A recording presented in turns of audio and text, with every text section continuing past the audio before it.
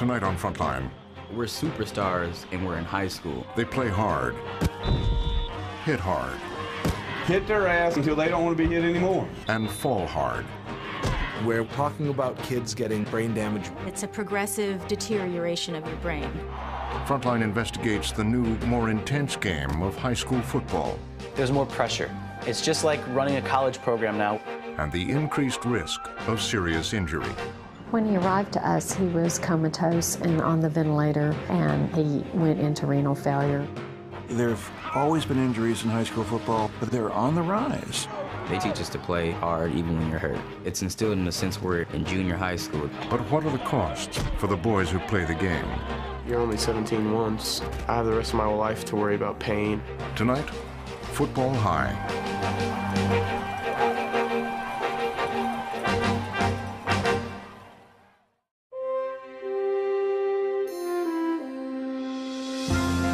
Frontline is made possible by contributions to your PBS station from viewers like you. Thank you. And by the Corporation for Public Broadcasting. Major support for Frontline is provided by the John D. and Catherine T. MacArthur Foundation, committed to building a more just, verdant, and peaceful world. More information is available at macfound.org. Additional funding is provided by the Park Foundation, dedicated to heightening public awareness of critical issues. And by the Frontline Journalism Fund, supporting investigative reporting and enterprise journalism.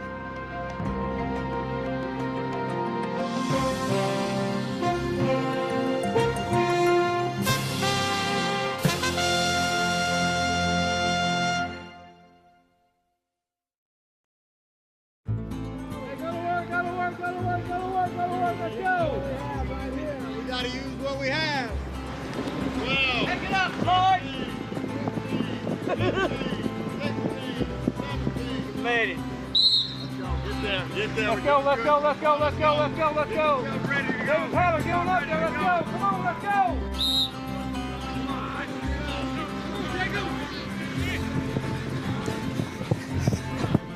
The summer of 2010 was one of the hottest on record in Arkansas. You want to win or you want to coast through the season? Right now you're coasting. You got to run 40 yards. Run 40 yards. Despite the heat, high school football teams across the state were practicing, gearing up for the season. Keep your eyes up here, guys. Got to be able to focus when we're tired. We got to be able to think when we're tired. At 3:30 p.m. on Friday the 13th of August, the heat index in Little Rock was 112 degrees. Will James, a 16-year-old, 250-pound lineman for Pulaski Academy, began to falter. The team was doing up-downs, and Will starts to stagger, and we ran from here over to here, and we caught him about right in here. It was heat stroke. Will was rushed to the ICU at Arkansas Children's Hospital. When he arrived to us, he was comatose and on the ventilator. Initially, his kidneys were doing okay, but over the first 48 hours, they deteriorated, and he went into renal failure. His blood pressure was really low. It was in the 40s. His temperature was very high. He was obviously very critically ill. The waiting room was full of people there for Will, teammates, parents, coaches. There were media people roaming around because not only had Will collapsed from heat stroke 2 days earlier, another child had as well. The other boy was also a high school football player from a small town outside of Little Rock. His name was Tyler Davenport. When he arrived at the hospital, his core body temperature was 108 degrees. Their stories were so similar. They were the same age, same height, same, kind of the same build. They played the same types of positions. They both presented with very high fever. Both had been playing football, both had been doing practice. Both had collapsed. Football players are supposed to be so healthy and athletic, and to see them so critically ill was really hard for everyone. At Arkansas Children's that weekend, there were a total of 4 high school boys, all in serious condition with football-related injuries. Probably at least 2/3 to 3/4 of the death in sport at high schools in America are related to football. The seriousness and intensity of high school football in America has just grown by leaps and bounds in the last 5-10 years. There have always been injuries in high school football, but they're on the rise. The ramping up of pressure on high school kids, the intensity of high school play, the increase in size, strength, and speed. High school football's always been important, but in the last 10 to 20 years, we've seen it become amped up, and it's a real concern.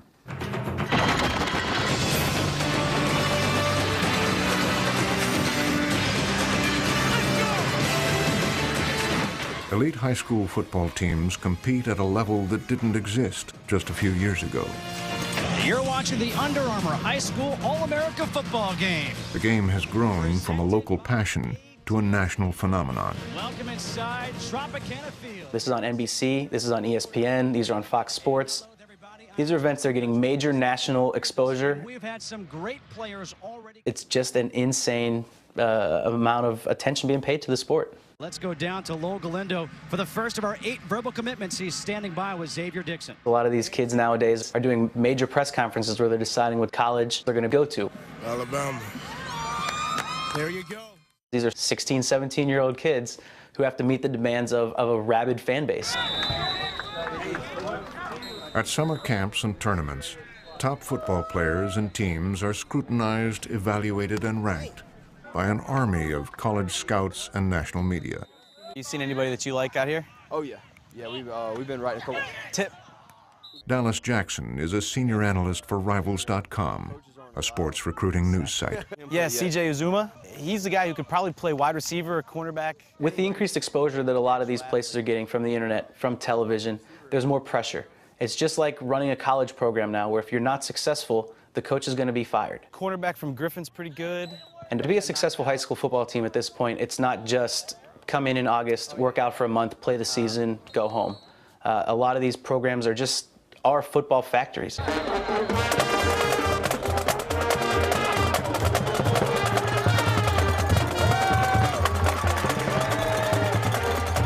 It takes a certain kind of team to succeed in the new landscape of high school football. And the Shiloh Christian Saints are one of them. What is your profession? Shiloh is a small private high school in Springdale, Arkansas, with a student body of less than 300. Come on, baby! Several years ago, few outside of Arkansas knew who Shiloh was.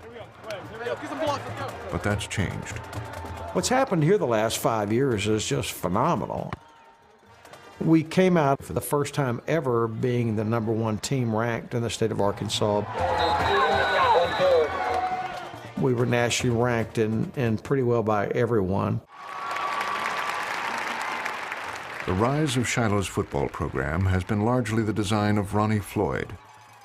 Floyd is the father of the team's head coach and pastor of Arkansas's biggest megachurch, which owns and operates Shiloh Christian. I want us to bow together and prepare our hearts for the preaching of the word. About the mid-1990s, we decided that we really want to try to become a national football program. All our hope. And with that, everything began to advance. So we pray tomorrow that you'll help us do the very best we can. How do you explain what's happened here? I mean, you got this little football program that has emerged to a national stage. The only way I can explain it is the favor of God. That's it. But it takes more than divine intervention to build an elite football program. It takes money and commitment. Shiloh's coaches start the boys working out with weights as soon as the football season is over, and the team trains 12 months a year. If you're in a great high school program, you will spend more time working in high school than you will in college. A lot of people don't understand the way college works. In a full 7-day week, you have 20 hours to complete all football-related activities under NCAA rules. There's not a great high school program in America that does anywhere near 20 hours. They're considerably over that. Shiloh has 6 full-time coaches on staff for only 40 players. Chicago scissor, blue 3. Chicago scissor, blue 3. Blue, go! Along with specialized private coaches. There we go, nice. Felt that all the way through. Now stay relaxed. To work on speed, strength, and agility. Good, good. 2 more. Shiloh Christian is where they are for a reason. There we go, good, much better. Good breath that time also. They go to the extra length. They go, what's it going to take to make our players faster, stronger, better? Cross hook, there you go, nice job, nice job. Ready, switch kick. If you want to go to the next level, you've got to find the extras. Do you not have the strength? Go get the strength coach. Do you not have the flexibility? Go get the flexibility coach.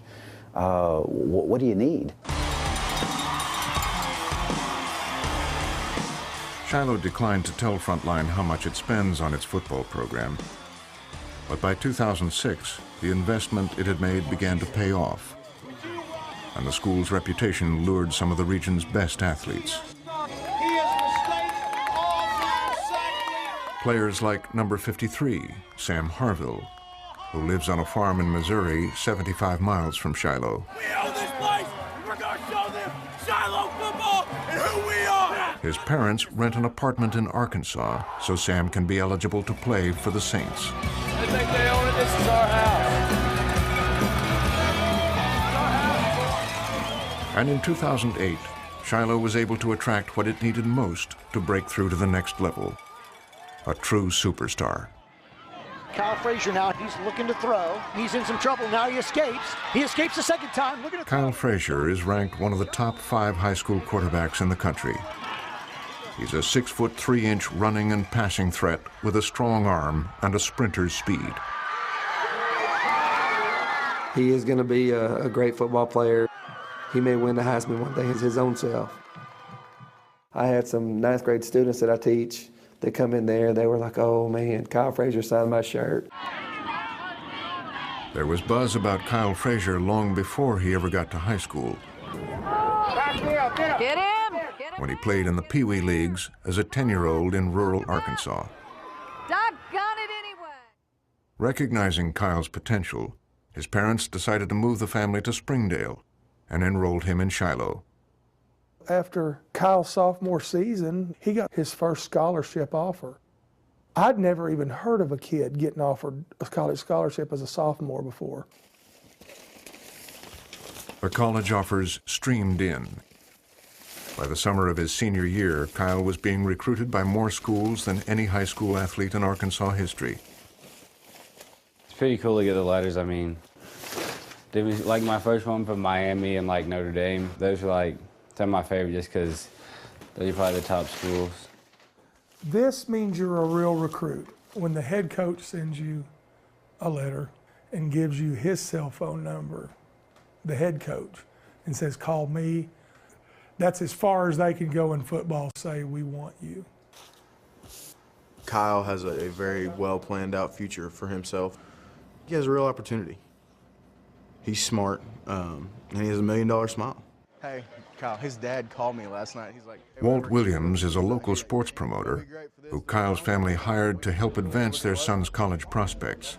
Just do it again. I'm going to watch over your shoulder. It's much like marketing a product is all it really is.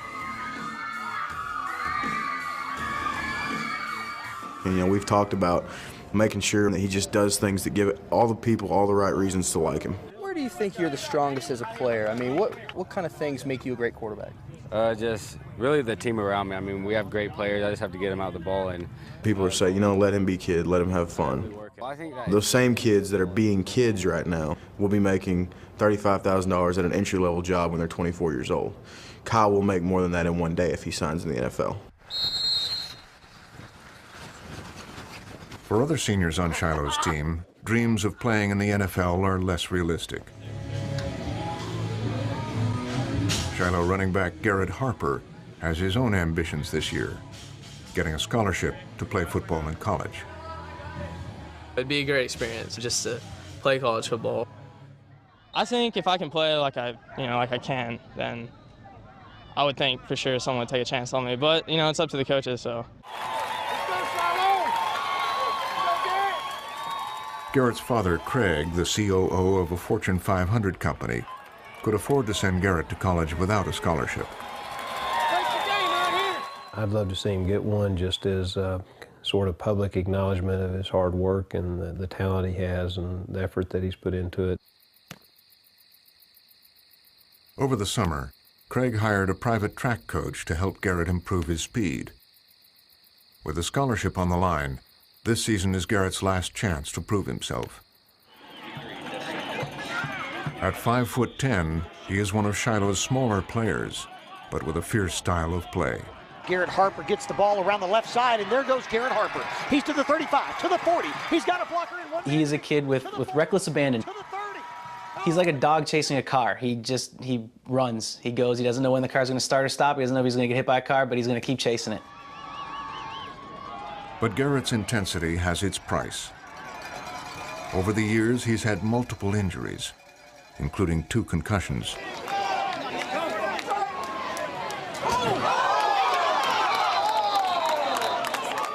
In his junior year, he had to be helped off the field after being smashed between 2 players from the opposing team.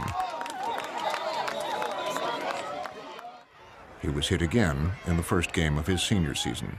Frazier keeps this one. He's going to go to his left. Harper out in front trying to block. He lays a nice block there out across the 10. You hear the big hit. I looked up to see Garrett laying there, and when he got up, you could tell there was something not quite right there. Garrett's hurting. Garrett's hurting. Get Garrett out there. Bowman. Bowman. Bowman, go to 4. Go to 4. Come on, get out. We got you. We got you. Come on.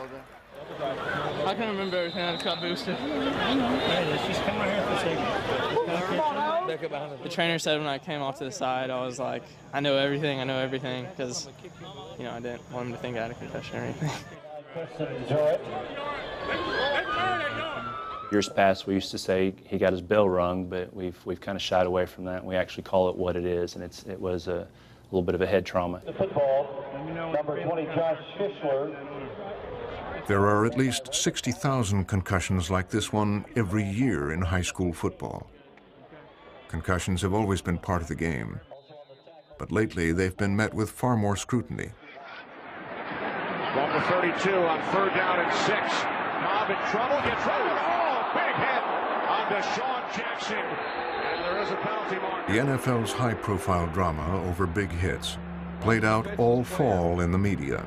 I don't know how you take this out of the game of football, but we've got to find a way. We've got to find a way. Recent studies show repeated concussions can have a long-term effect, like an increased risk of dementia. The NFL is finally aware that concussions cause real problems. There's mounting evidence it's putting players at risk of brain damage. Much of the evidence cited in the media emerged from a small lab at this VA hospital outside of Boston. It was shocking, actually, from the first case forward. Dr. Ann McKee is a neuropathologist who has found evidence of degenerative disease in the brains of over a dozen ex-NFL players. The disease, called CTE, can lead to depression, dementia, even suicide. It's a progressive deterioration of your brain. We're seeing it over and over again in football players. By the summer of 2010, McKee had a new concern. She had autopsied the brain of Owen Thomas, a 21-year-old captain of the University of Pennsylvania football team who'd committed suicide the previous April. He had never played professional football. I was expecting nothing. I mean, you have to remember that he's a young player, he's 21 years old. But what we found was damage to the point where I could actually see the damage on the slide without even looking at it under the microscope. Thomas's brain showed early signs of CTE. To see it in such a young player, I have to say that I went home and I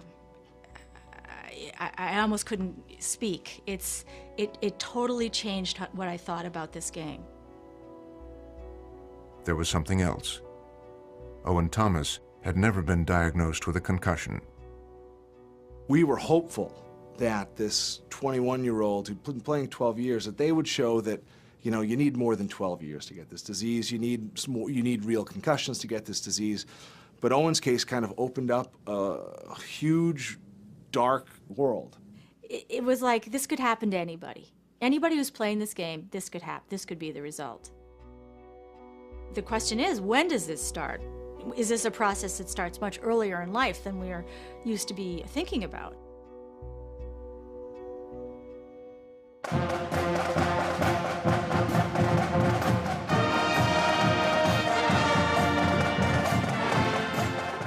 Despite the public discussion about its health risks, more kids play football than any other sport. Over 1 million across the country. A quarter of the boys at Shiloh are on the football team. It's another great opportunity this week. We get to play the team that's the #1 team in the country. Last season, Shiloh was invited to compete in one of the premier matchups in high school football. The Burger King National Kickoff Classic On national television. presented by Burger King. Events like these, pitting elite teams from different states against one another outside of the regular football schedule, are a new development in the sport. Is this a dream? The Saints would be playing in the $1.2 billion Dallas Cowboys Stadium, Oh my gosh. Holy crap. home to this year's Super Bowl. Are you serious? Oh my gosh. Let's go, let's go, let's go. Yeah! For Shiloh, it was a goal the team had long been working toward. But as their opponent took the field, the scale of the challenge they were facing became apparent.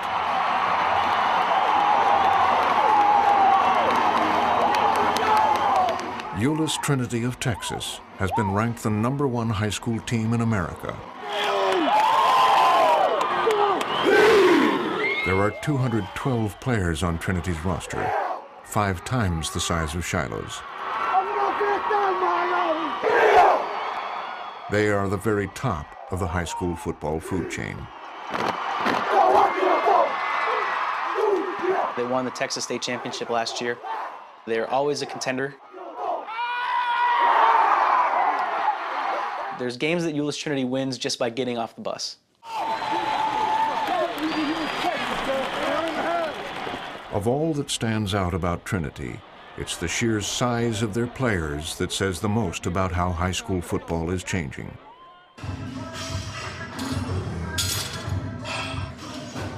You know, it used to be if you had a 200-pound player, it was a source of embarrassment, as if you weren't a real coach and you couldn't keep all that weight run off of him, you know. And you must need to, you know, you must be a soft coach to carry somebody that big. It's changed. Of the 89 players on Trinity's varsity team, 18 of them weigh over 250 pounds. If you look at position by position, you can only compare it to an NFL team. You really would. You're going to see 300-pound linemen. You're going to see 240-pound, 250-pound linebackers. You're going to see 200-pound backs. I mean, it's crazy. They are huge. Trinity is not alone. They're at the front edge of a much broader trend.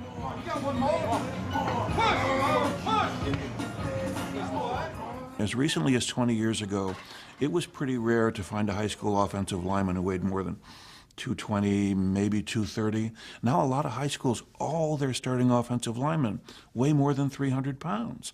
There you go, big boy. Pull. Pull. Training habits are so different. Keep pulling. Keep pulling. You know, when I was in high school and even college, I didn't really understand nutrition. I didn't really work out that hard in the off season because it wasn't done. Now that everybody has access to this information, it's easy for a 16-year-old kid to get up to 300 pounds if they eat right and they train right. You can't finish strong, coach. You can't finish strong. We've learned a lot in the last couple decades, and so suddenly we're able to turn these young boys into big monsters. With increased size comes increased force on the field. You know, force equals mass times acceleration. Your mass goes up, and the kids are faster because they're training better. You've got more force in every hit. Trinity embraces the power that their size provides. The motto here is, if it ain't rough, it ain't right. That's their style of ball. Hit them, hit them, hit them, hit them. They're going to hit you in the mouth, and they're going to keep hitting you in the mouth until you say, uncle. So it's a beautiful thing to be on their side, you know. We've been taught from, 4th grade on that to be physical is the only way to play football.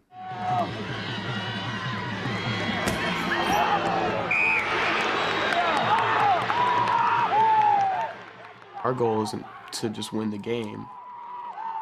Coaches talk about, playing so hard that your opponent loses their next game as well.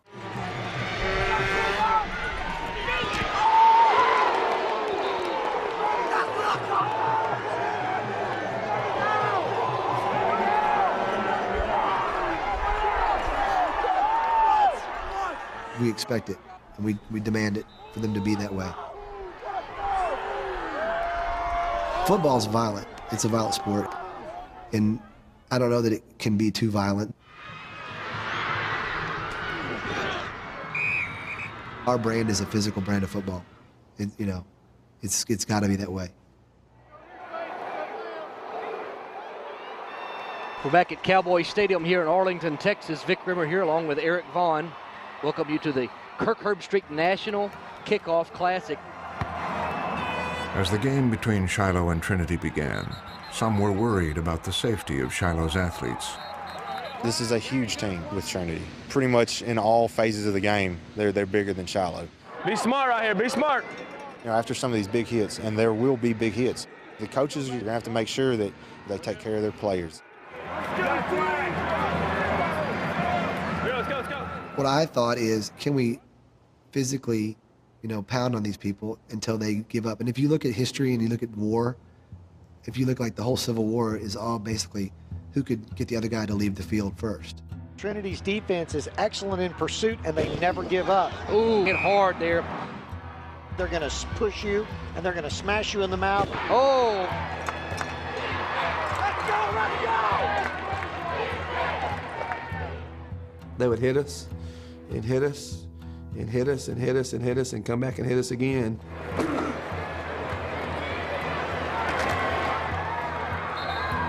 Some of our guys are like, man, this is different than what I thought it was going to be.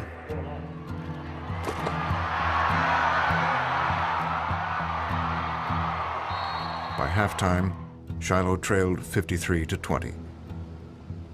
All right, listen. We're all disappointed with that first half, okay? But let me tell you something, they're not gonna quit, okay? You better play physical. Do not cower down. You better not cower down. Now's the time to fight more than ever. You understand me? I'm gonna hurt you if you cower down. Okay, that's not who we are. Come on, guys. The pounding continued in the second half of the game. Jason's out there cramping. Try and get him over. Late in the third quarter, Shiloh's star defensive lineman Sam Harville, cramping and unable to stand, had to be carried off the field.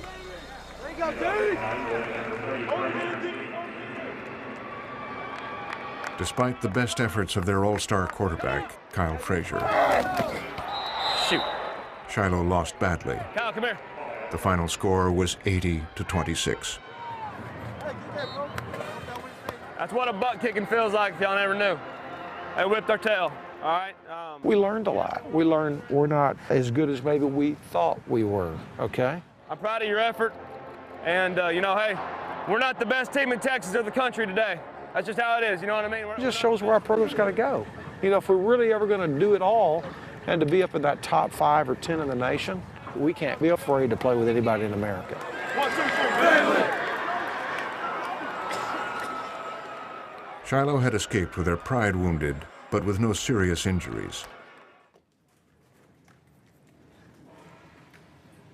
But as the Saints turned to face the rest of their season, researchers were uncovering some disturbing evidence about the kind of physical football that Shiloh had just endured.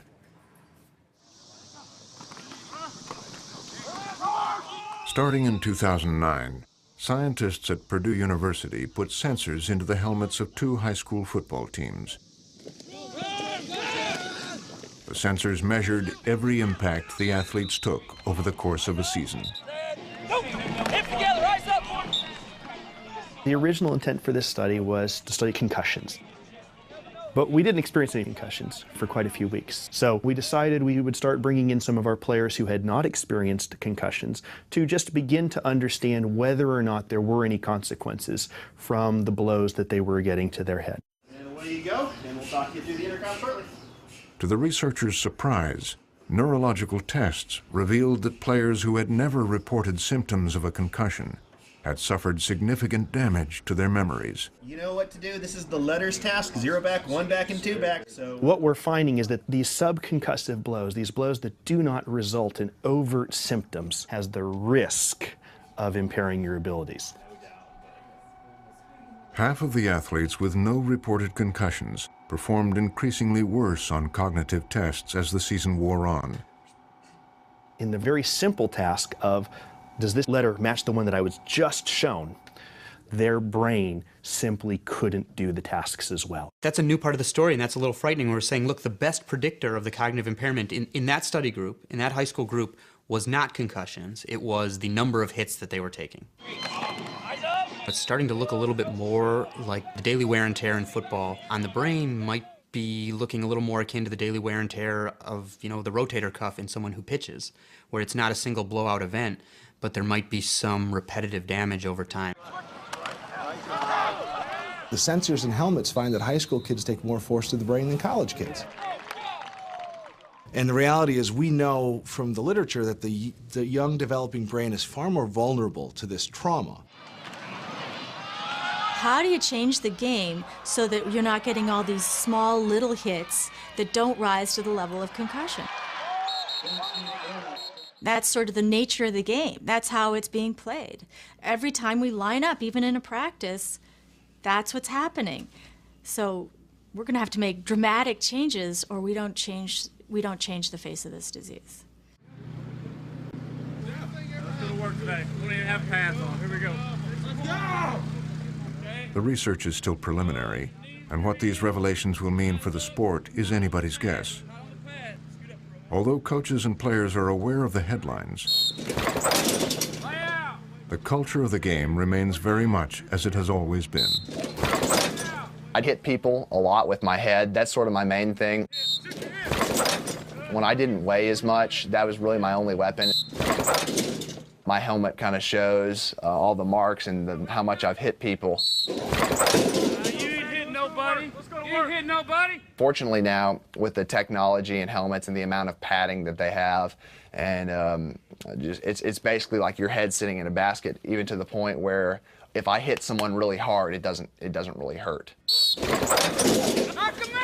A helmet is not going to prevent a concussion. Good group. Got it, baby. The helmet design of today in the past has always been about keeping the skull from getting a fracture, not a concussion. Just because you have a helmet on doesn't make you invincible. And that's the danger that we got to change the culture on. Hey, get it out, let's go! With a new awareness about head injuries, the coaches at Shiloh say they are more careful. But their big loss to Trinity only strengthened their resolve to play a more physical game. Hey, y'all, we're going to run y'all dead. We're killing y'all, I'm just telling you. We're aware of concussions, we're aware of head injuries, and we take that very serious. But you can't play worrying about getting hurt.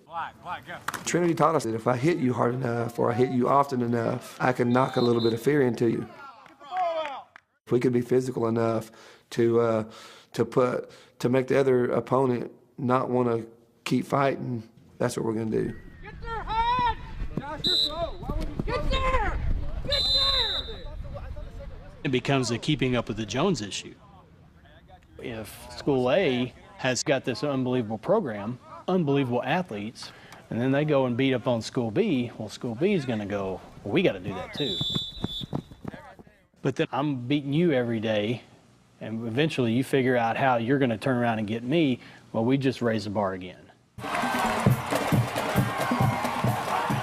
Even the smallest teams in Arkansas aspire to be like Shiloh.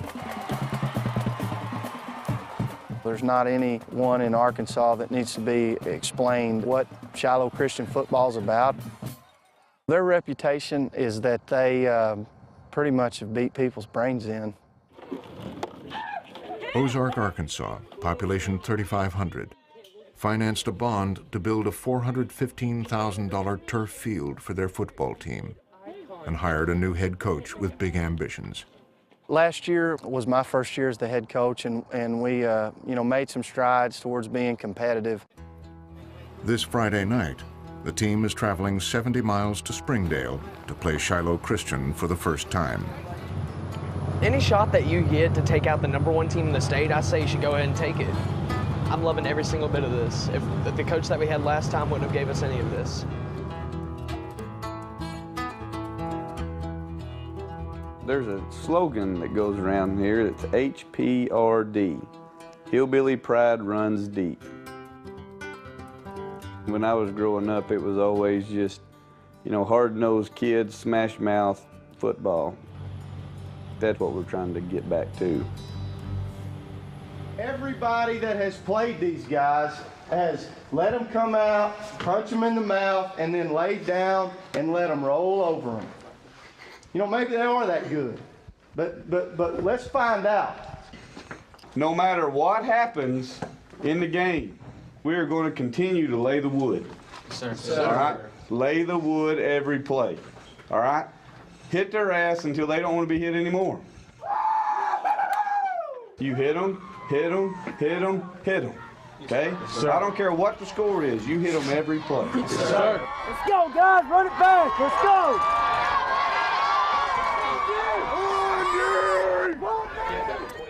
There's not a team we've played this year that has not been bigger than us. Hopefully we're like a little pit bull, we just go after them, ankle biters.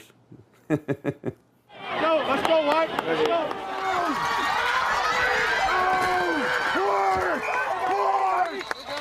Shiloh Christian has got a huge defensive line, and they're really fast at the linebacker. It's tough to run on them. The give is to Ree, and Ree is met immediately by Harville, Kaufman. They have the whole Saint defense on top of it.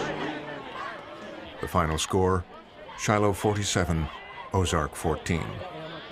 Obviously, physically, they're talented.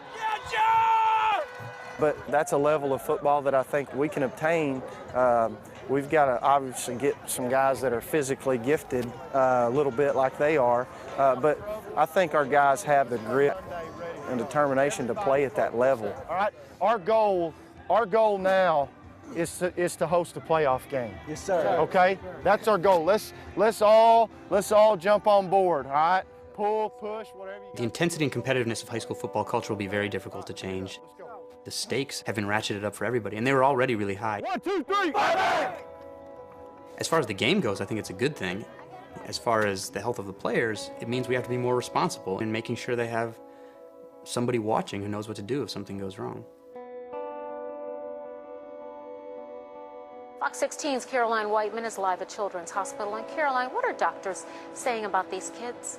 Well, Donna, Tyler Davenport collapsed from heat stroke after practice on Wednesday morning. As football season progressed, the whole state was following the progress of Will James and Tyler Davenport, the two boys who had collapsed from heat stroke over the summer. Tyler Davenport collapsed during a Lamar High School football practice on August 11th. He's been in the hospital ever since. Tyler Davenport came from Lamar, a town right near Ozark. That's right down the road. A lot of our players knew him. Well, that kind of hits close to home when it happens, that close. The two players had both passed out on the field after practicing in the blistering August heat. We had almost a 3-week span where it was over 100 degrees every day. So you do try to take extra caution. It does make you think a little bit when it's that hot outside. But you still practice. Oh, you have to practice. You have to practice to be ready for the season to start. So yeah, we don't cancel practice because of the heat. Both Tyler and Will were put in medically induced comas in the same ICU at Arkansas Children's Hospital. Both faced the possibility of permanent damage to their organs from the heat stroke. From comparing notes, it seemed like that they were both having some of the same issues. Will had had damage to his liver, Tyler had had damage to his liver. But we were all real hopeful.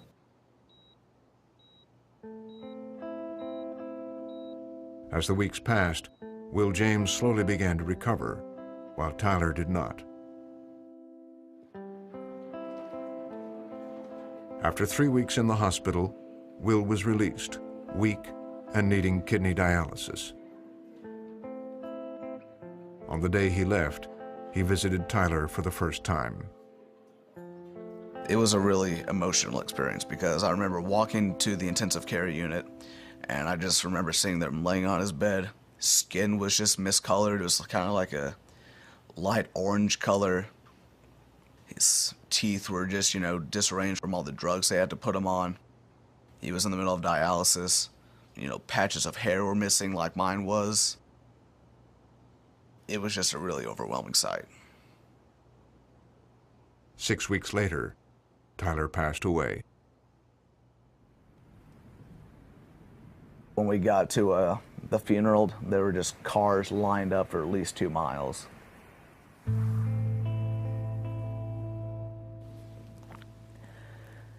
It was really difficult.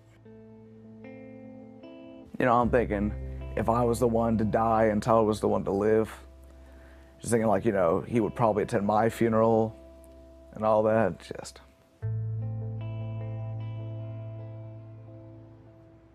It was only after Tyler's death that crucial differences between the two boys' cases began to emerge. He was in the back of the end zone, and coaches and I were somewhere right in here. Todd Ross is a certified athletic trainer who is at every football practice and game at the private school Will James attends.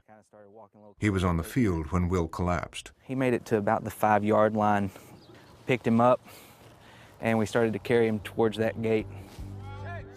We got him into the junior high locker room because it was the closest locker room. Since he was unconscious, we opted for putting him in the shower and dumping ice on him after we had started to slow down lower his body temperature. There should never, ever be a person die from exertional heat stroke because it's 100% survivable. Doug Casa is a leading expert on heat stroke. The key to surviving an exertional heat stroke is what you do in the first 5 to 10 minutes. You have to minimize the amount of time that the athlete is hyperthermic. It basically comes down to somewhere between around 105 to 106 degrees. How many minutes are you above this critical threshold for cell damage will impact if the athlete lives or dies. That's what was at stake for Tyler Davenport on the field at Lamar when he collapsed. Some of the kids got up and they hollered out, "Coach, something's wrong with TD." Without an athletic trainer to respond, Tyler's coaches were left to manage on their own. We got his helmet and shoulder pads off, got cold towels and water on him. At that point, he kind of quit talking, so that's when we called the ambulance and then just covered him in cold towels and water and waited for the ambulance to get there.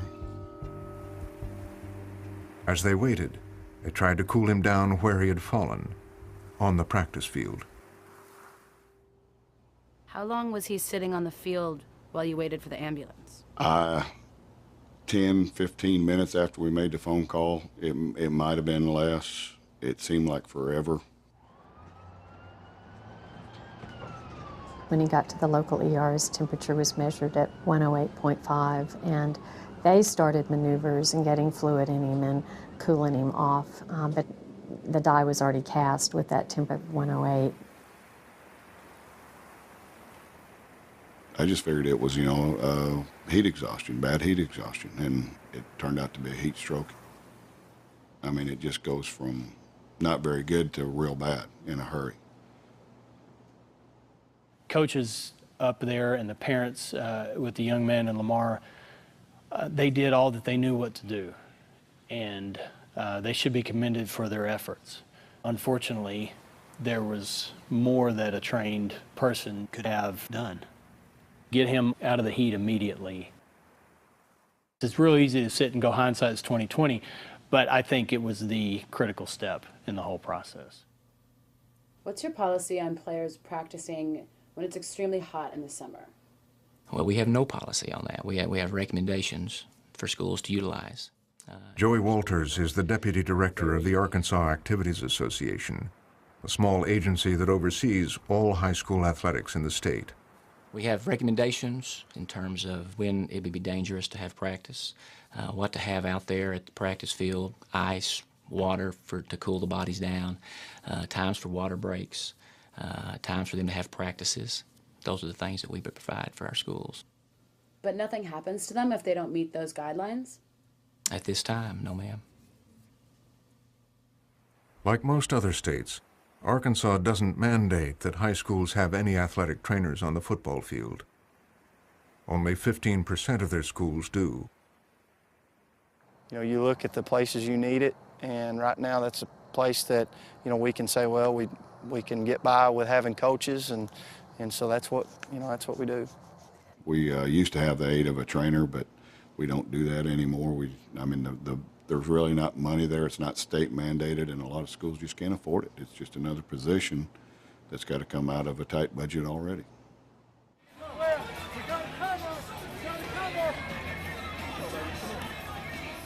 Unlike college and the pros, high school football has no national agency with the power to enforce safety rules or policies. Critical decisions fall to those in charge on the sidelines, who are often under pressure to win. The incentive structure is all wrong.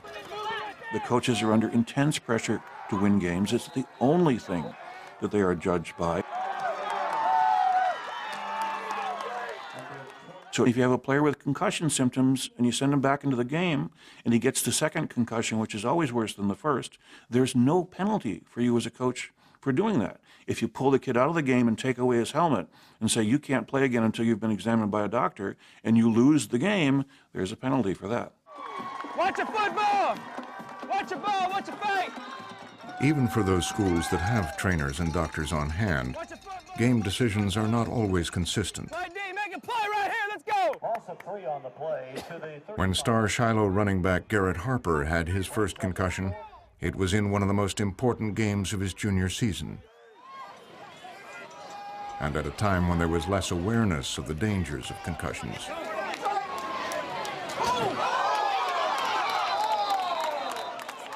He was hit so hard he had to be helped off the field. But by the second half, he was cleared to go back into the game. The trainers and doctors evaluated him and checked on him again at halftime and said he could go back in and play. But anytime you see your child injured, you know, you're nervous about that, and you want to be sure people are making the right decision and all. Garrett's hurting. Garrett's hurting. When Garrett got his second concussion this year, Shiloh was already far in the lead. His coaches and trainer decided to hold him out. He's going to be fine if we can just sit in this series. Okay. All right. We'd kind of put the game away already, so we didn't really want to take any chances. We got together and we just said, hey, if the game gets tied again, then we'll put him back in there. But if not, then let's keep him out. Put a hand, yeah, then we get friendly.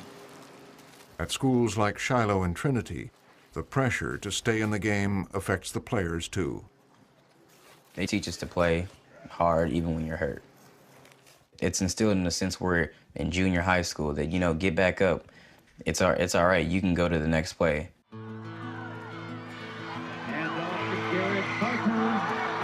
Garrett Harper to the goal line, to the end zone. That's a Shiloh Christian touchdown. I'm not gonna think about what could happen, because there's so many things out there that everyone says this could happen if you do that, you know. So why worry about that? Whenever you start playing the game, you know that there's a chance you get a concussion. And even if you do, it's not life-threatening or anything like that. It says it can shorten your life, but it won't shorten it that much, and you only live once, so might as well have fun while you're living. You're only 17 once. I mean, I have the rest of my life to worry about pain and stuff like that. I can only, play football for so long. I might as well, use the time I have and worry about the effects later.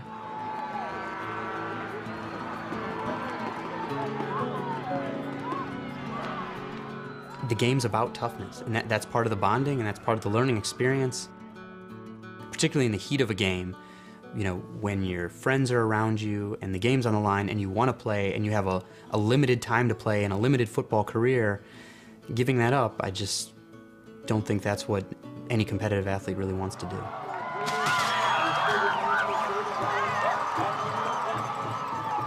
By December, Shiloh was playing for their third state championship in as many years.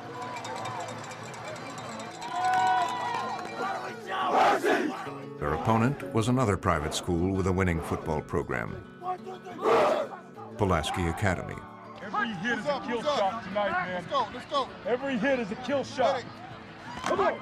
And on the field playing for Pulaski was number 75, Will James, who returned to the team just 6 weeks after his release from the hospital for heat stroke.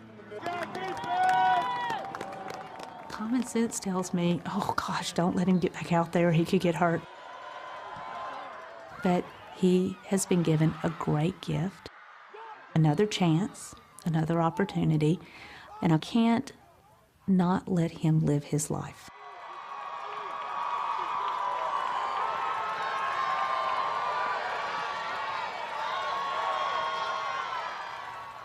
You're not scared of getting hurt? I've already had an injury to my right knee about for the last 3 years, but, those are just injuries. They can heal up. You want to play? More than anything.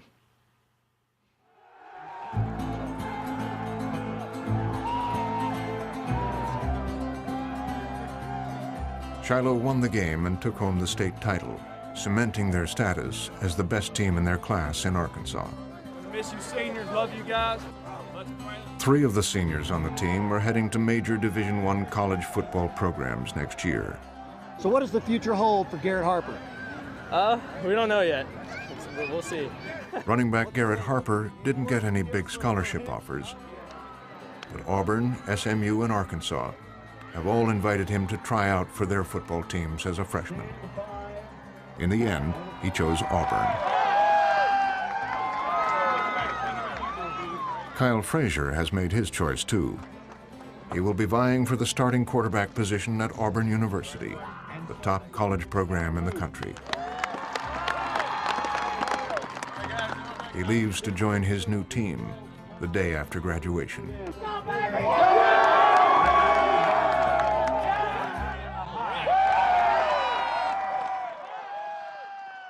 What continues online with more of the latest research on concussions, degenerative brain disease, and heat stroke. And what's happening in your state? Is there a concussion law? And a closer look at how these athletes are marketed. And there's much more on Frontline's website. Watch more than 100 full programs. Explore interactive timelines. Follow Frontline on Facebook and Twitter. Or tell us what you think at pbs.org/frontline.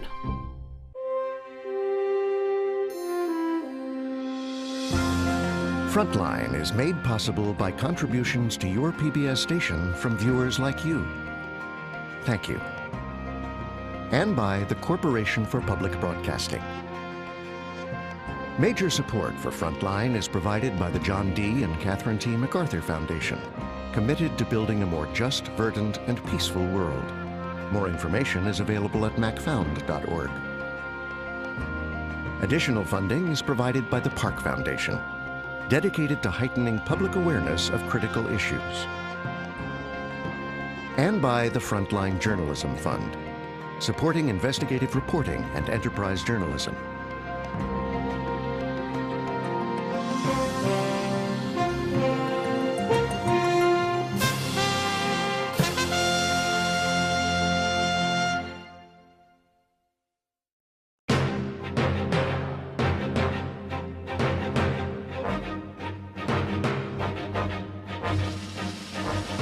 For more on this and other Frontline programs, visit our website at pbs.org.